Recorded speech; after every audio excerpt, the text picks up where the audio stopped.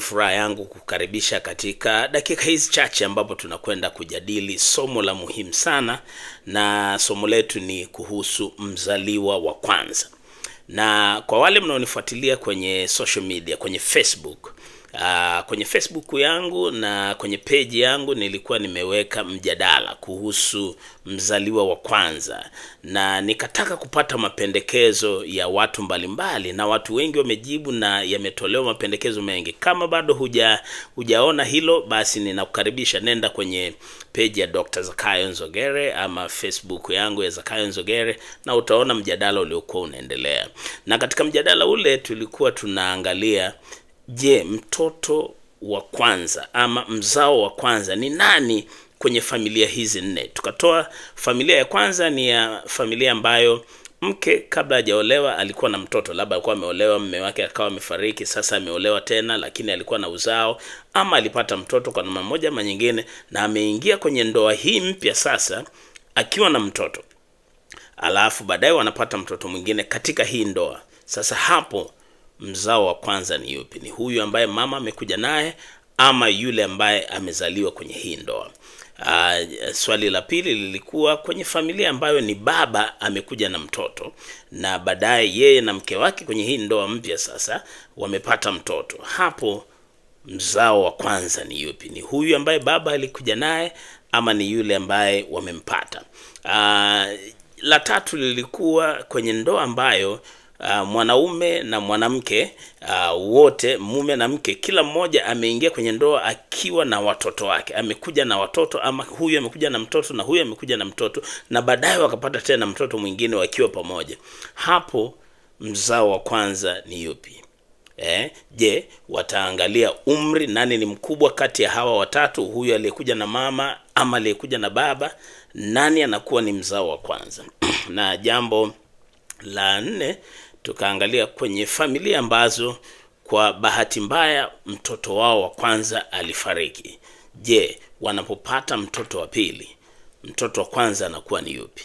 Ni yule aliyefariki tunapoitwa ama wanapoitwa kwenye maombi ya kuombea mzao wa kwanza, wao ina maana hawaendi kwa sababu kwa bahati mbaya mzao wao wa kwanza alishatangulia, ama inakuwaje?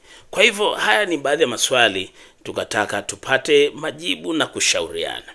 Sasa kabla sijalizungumzia somo la leo la mzao wa kwanza na mtazamo wa kibiblia kuhusu mzao wa kwanza, nianze kwa kusema kwamba ninatambua na ninaheshimu mitazamo mbalimbali ya watumishi na walimu mbalimbali kuhusu swala la mzao wa kwanza ni nani.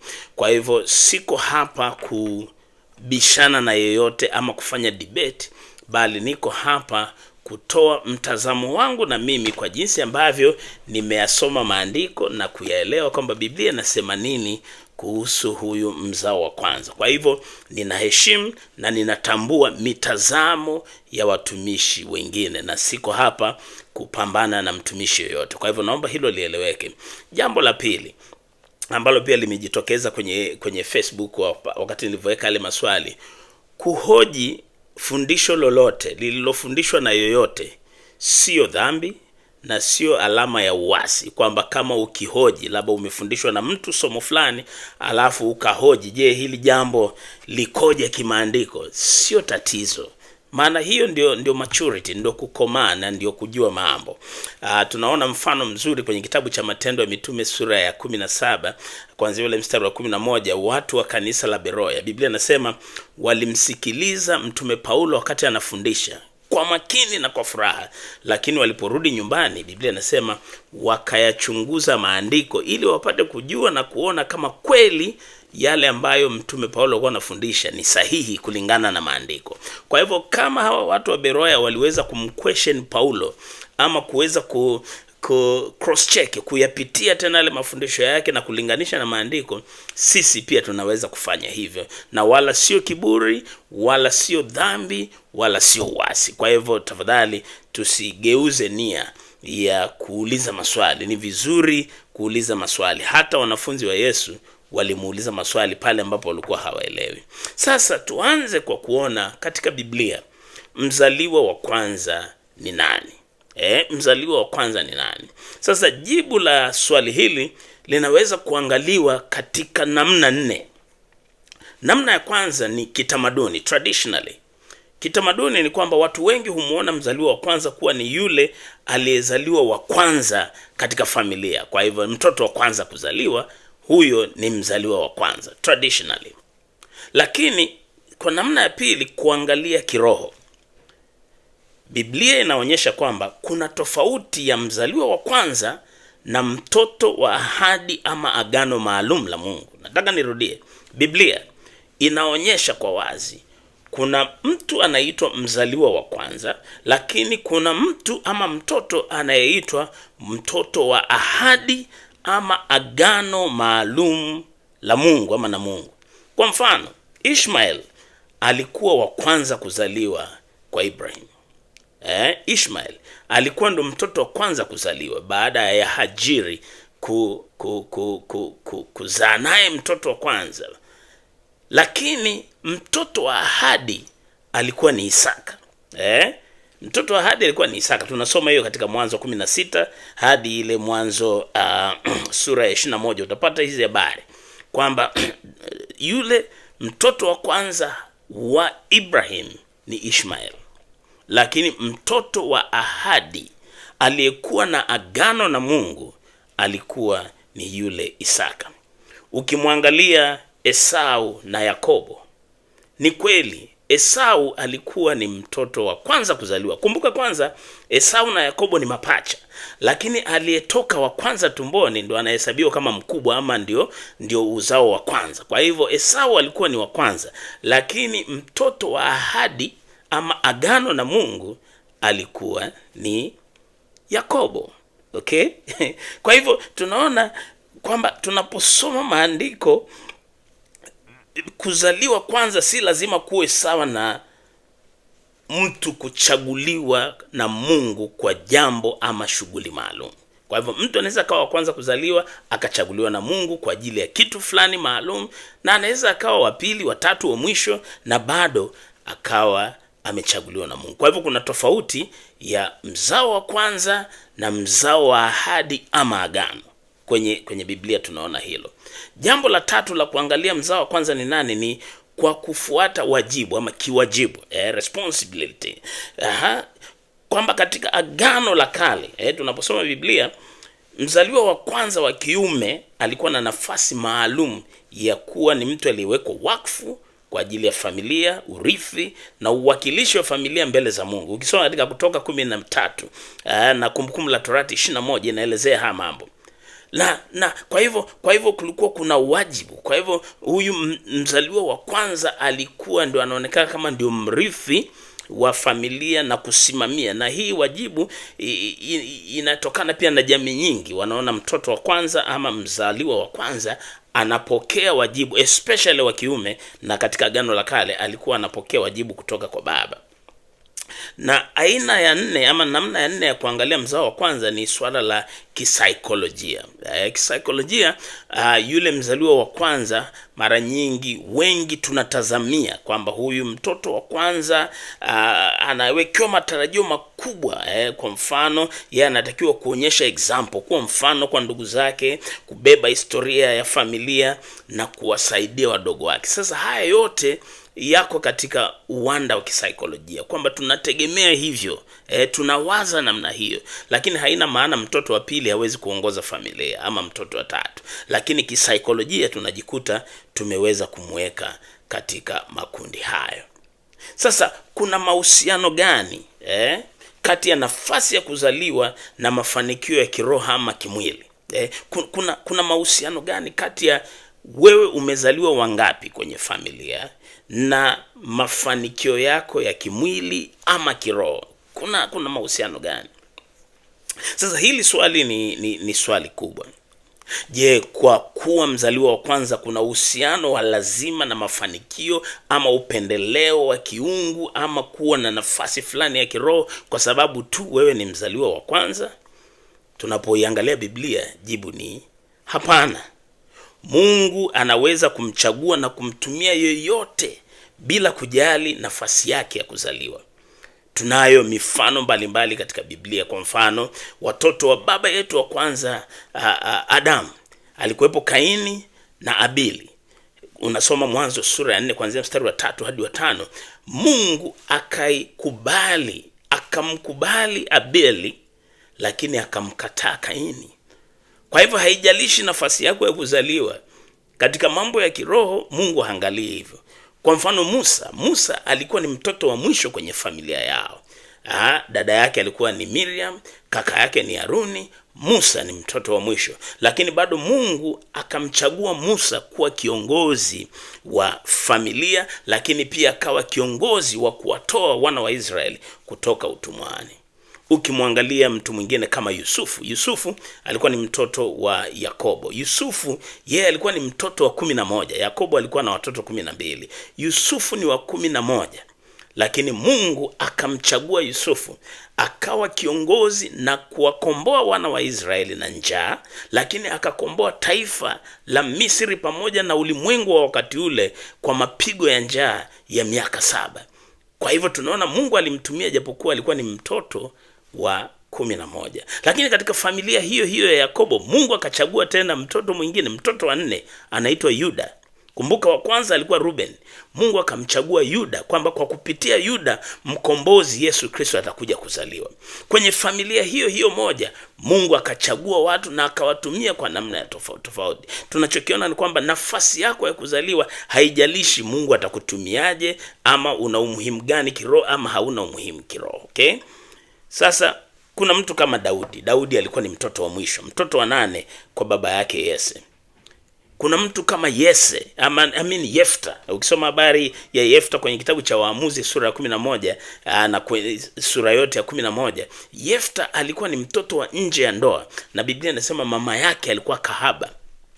Lakini bado Mungu akamchukua Yefta akamtumia kuwa mkombozi wa taifa la Israeli. Kwa hivyo katika kuisoma Biblia, Agano la Kale, kuna hiyo tofauti ya muhimu sana inabidi tuifahamu. Uzao wa kwanza ama mzao wa kwanza na mtoto wa ahadi ama mwana wa ahadi ama agano la Mungu. Hivyo ni vitu viwili tofauti. Sasa Agano Jipya linasemaje kuhusu mzaliwa wa kwanza? Kwa sisi tulioko katika Agano Jipya, umuhimu wa mzaliwa wa kwanza unaonekana zaidi katika Yesu Kristo. Biblia inasema yeye ndiye mzao wa kwanza, mzaliwa wa kwanza kwa ndugu wengi. Sisi wengine wote, bila kujali wewe ni wangapi kwenye familia yako, mzao wa kwanza kwenye Agano Jipya kiroho ni Yesu Kristo, mwana wa Mungu aliye hai. Unasoma hii katika Wakolosai sura ya 1 mstari wa 15, unaisoma katika Warumi 8:29, tunaisoma katika Waebrania 1 mstari wa 6. Hiyo inatupa picha kwamba huyu Yesu anaitwa ni mzao wa kwanza, kuonyesha heshima aliyonayo, mamlaka na ukuu juu ya vitu vyote. Ndio maana anaitwa ni mzao wa kwanza kwa ndugu wengi. Kwa hivyo ndani ya Kristo thamani ya mtu haipimwi kwa kuwa wa kwanza ama wa katikati ama wa mwisho kuzaliwa. Sisi sote tuna thamani sawa mbele za Mungu, na tunaokolewa kwa neema kwa njia ya imani kupitia Kristo Yesu. Full stop. Kifamilia na kijamii, kila mtoto anapaswa na anatakiwa kulelewa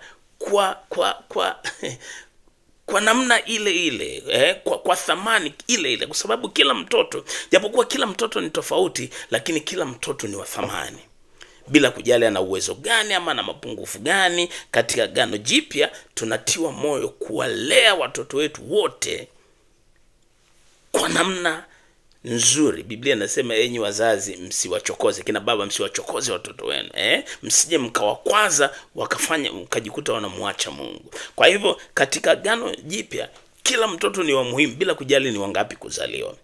Kisaikolojia ni kweli mtoto wa kwanza mara nyingi anabebeshwa matarajio makubwa na familia, lakini hayo ni masuala ya maisha ya kijamii kuliko kanuni za kiroho. Kwa hivyo hii sio mambo ya kiroho, hii mara nyingi ni masuala ya kijamii, ni masuala ya kisaikolojia, na ni masuala tu ya mitazamo ya jamii husika, kwamba mtoto wa kwanza, wa katikati, wa mwisho anapewa wajibu gani. Lakini kiroho wote mbele za Mungu tuna thamani sawa. Sasa tunakuja kwenye swala nyeti la maombi ya kumkomboa mzaliwa wa kwanza. Kwanza natakiwa tujiulize tena, mzaliwa wa kwanza ni yupi? Kwenye yale maswali manne tuliyoanza nayo, mzaliwa wa kwanza ni yupi? Kwenye ndoa hizi ambazo mzazi mmoja amekuja na mtoto alafu baadaye wakapata mwingine, mzaliwa wa kwanza ni yupi?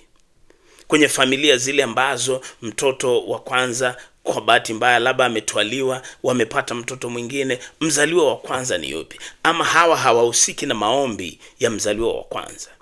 Kwenye familia zile ambazo baba na mama kila mmoja amekuja na watoto alafu wamepata mtoto mwingine ndani ya ndoa, mzaliwa wa kwanza ni yupi? Ama kila mmoja na mzaliwa wake wa kwanza? Sasa katika Agano la Kale hii concept ni ya muhimu sana. Palikuwa na sadaka ya ukombozi ya mtoto wa kwanza. Sasa hii ilikuwa na maana gani? Kumbuka hili swala la sadaka ya ukombozi ya mtoto wa kwanza lilianzishwa na Mungu baada ya Mungu kuwatoa wana wa Israeli kutoka utumwani. Na katika kuwatoa, katika mchakato wa kuwatoa, alitoa mapigo 10, na mmoja yale mapigo ni kuuliwa kwa mtoto wa kwanza wa kila Misri. Wa Misri wote walipoteza mzao wao wa kwanza, wawe ni wa wanyama ama wa wanadamu. Kwa hivyo baada ya lile tukio, Mungu akawaamuru wana wa Israeli katika kitabu cha Kutoka sura ya 13 mstari wa 2, anasema sasa nitengeeni mtoto wa kwanza, na zaidi ilikuwa ni mtoto wa kiume, atakuwa ni wangu mimi. Mungu anawaambia wana wa Israeli, kwa kile nilichowafanyia kwa kuangamiza watoto wa kwanza wa adui zenu ili nyie muachiliwe uhuru, basi na mimi Mungu wenu ninamtaka huyo mtoto wa kwanza. Lakini huyu mtoto wa kwanza, kwa sababu sasa hawezi kutolewa dhabihu kama vile kondoo na ng'ombe na nini, wakaambiwa sasa, kama hutataka huyu mtoto wako atolewe dhabihu, na Mungu hataki dhabihu ya wanadamu, lakini dhabihu ya pili ilikuwa ni kumwacha huyu mtoto atumike madhabahuni kwa Mungu milele, asifanye kazi nyingine yoyote. Anasema kama ulikuwa na wazo tofauti, unataka kumkomboa huyu mtoto, kulipia faida ili kwamba akafanye mambo mengine tofauti na utumishi kulingana na Agano la Kale, basi mzazi alikuwa anatakiwa kutoa shekeli 5. Kuna fedha alikuwa anatoa kwa badala. Kwa hivyo hii ndio inakuwa badala ya huyu mtoto ambaye badala yake ingetakiwa atolewe mbele za Bwana. Kwa hivyo anasema ukitaka kumkomboa, labda badala huyu mtoto kuwa kuhani, anataka kuwa daktari, anataka kuwa injinia. Wana wa Israeli katika Agano la Kale walikuwa wanatoa sadaka kumkomboa yule mtoto. Unasoma hii kwenye kitabu cha Hesabu 18 mstari wa 15 hadi 16. Kwa hivyo hii imetokana na hilo jambo ambalo Mungu alilofanya wakati anawatoa wana wa Israeli kutoka Misri. Kwa hivyo akasema, kwa nini sasa walikuwa wanatoa sadaka ya ukombozi? Kwanza, kukumbuka ukombozi wa Israeli kutoka Misri. Kwa hivyo Mungu anasema mtatoa hiyo sadaka kukumbuka nilichowafanyia. Pili, kutambua kwamba maisha ni mali ya Mungu. Mzaliwa wa kwanza aliwakilisha nguvu, mwanzo na uzao wa familia. Kumkomboa kulimaanisha kwamba wazazi wanasema tunamtambua na tunatambua mtoto huyu ni zawadi kutoka kwa Mungu na maisha yake ni ya Bwana, tunamtoa kwake. Kwa hivyo walikuwa wanatoa sadaka maalum ya ukombozi. Jambo la tatu, walikuwa wanatoa ile sadaka ya ukombozi kuonyesha kumtoa huyu mtoto wakfu mbele za Mungu, kwamba huyu ni mali ya Bwana. Na baadaye sasa hii swala la ukombozi wa watoto wa kwanza lilikuja likaondolewa, na kabila la Walawi ndio likachukua hiyo nafasi. kwamba badala ya wana wa Israeli wote kuendelea na hii system ya kutoa watoto wa kwanza, basi Mungu akasema sasa ninachagua kabila moja kati ya makabila 12. Kabila la Lawi likatolewa kwamba sasa wao hawatafanya shughuli nyingine yoyote, watatumika madhabahuni kwa Bwana milele. Unasoma hii katika kitabu cha Hesabu 3, Hesabu sura ya 3 kuanzia 12 na kuendelea mpaka 45. Utaona namna gani kabila la Lawi likachukua hii nafasi. Kwa hivyo pakawa tena hakuna hii sadaka ya kutoa kukomboa mzao wa kwanza. Sasa jambo la muhimu nisisitize ni hili: sadaka hii ya kumkomboa yule mzao wa kwanza ama mzaliwa wa kwanza katika Agano la Kale haikuwa kwa sababu mzaliwa wa kwanza alikuwa na laana fulani ama alikuwa na kosa fulani, wala haikuwa kwa sababu yule mzaliwa wa kwanza alikuwa na mapepo ama na kitu fulani, kwa hivyo mnataka kumkomboa. Hapana, bali ilikuwa ni sadaka ya ukombozi. Kwanza kukumbuka Pasaka, jinsi ambavyo wakati Mungu anawakomboa wana wa Israeli akasema yule malaika wa kuangamiza ata pass over, na hili neno Pasaka ndio litokea hapa, atapita kwenye dari za wana wa Israeli hata muangamiza mtoto wa kwanza. Kwa hivyo watoto wa Misri ndio wakaangamia. Kwa hivyo sasa Mungu alivyokwisha kuwatoa ndo anasema sasa na ninyi mtoto yoyote wa kwanza atakuwa ni wa kwangu kama mimi nilivyowafanyia, ili muendelee kukumbuka ule ukombozi. Na baadaye ndio ikaanzisha hiyo sadaka ya ukombozi, kwamba kama unataka huyo mtoto afanye shughuli tofauti, basi utalipa. Walikuwa wanatoa shekeli 5. Ilikuwa ni kiwango cha fedha nyingi walikuwa wanatoa kwa ajili ya kwamba huyu mtoto aachiliwe akafanye mambo yake mengine, lakini ilikuwa ni ishara ya kujitoa wakfu. Sisi kwenye Agano Jipya, ukombozi wa kweli wa kila mtu, awe mzaliwa wa kwanza, awe wa katikati, awe wa mwisho, tunapokea ukombozi kupitia Bwana wetu Yesu Kristo. Hakuna tena sadaka maalum ya kumkomboa mzaliwa wa kwanza. Kwanza tujue kwenye Agano Jipya mzaliwa wa kwanza ni Yesu Kristo. Yeye ndio mzaliwa wa kwanza kwa sisi ndugu wengi kiroho. Yesu Kristo ndio mzaliwa wa kwanza.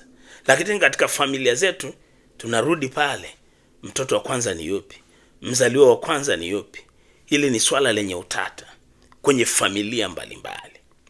Lakini kwenye Agano Jipya ukombozi pekee wa wote, bila kujali wewe ni wangapi, wote tunakombolewa na damu ya Yesu Kristo mwana Mungu aliye hai. Ukombozi wa kweli. Tulisoma Yohana 3:16, Mungu aliupenda ulimwengu ili kila amwaminie asipotee bali awe na uzima wa milele. Sasa niweke hili jambo vizuri. Sio vibaya kuwa na maombi maalum na makusudi kwa ajili ya mwanafamilia fulani, awe ni wa kwanza, wa pili ama wa mwisho. Kuwa na maombi na kumwamini Mungu labda kwa wokovu wa huyu mtu. Kuwa na maombi na kuamini kwa ajili ya mzao wako wa kwanza ama wa mwisho ama wa katikati.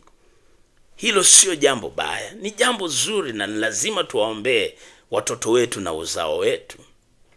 Lakini lazima tutambue kwamba kulingana na neno la Mungu ilitolewa dhabihu moja tu inayowakomboa wanadamu.